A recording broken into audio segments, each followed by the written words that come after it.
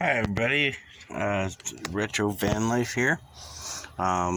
Just going to show you my progress of what's been going on with me lately. I've been just trying to focus on my shower.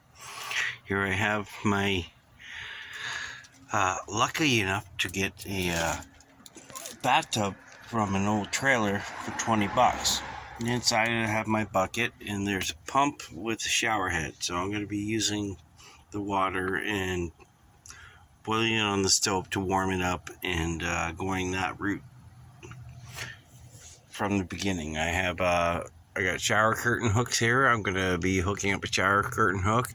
I've installed a roof vent to let all the moisture out. And the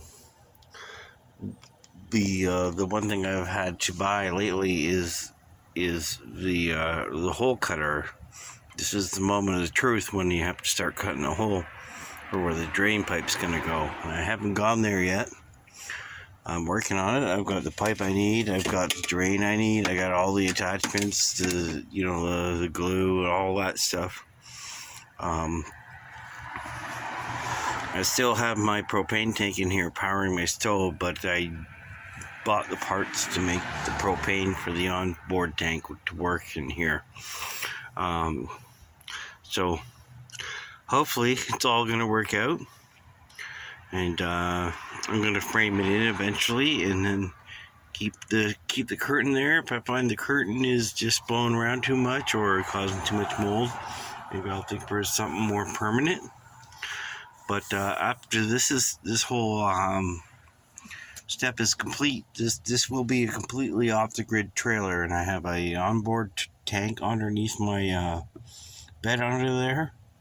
Then I've also got the water from here. Then I've got my drinking water. So most times I've always got at least, I don't know, at least 10 gallons of drinking water going on anyways, right? So anyways, 5 gallons should be more than enough for a shower, and that's what I'm banking on.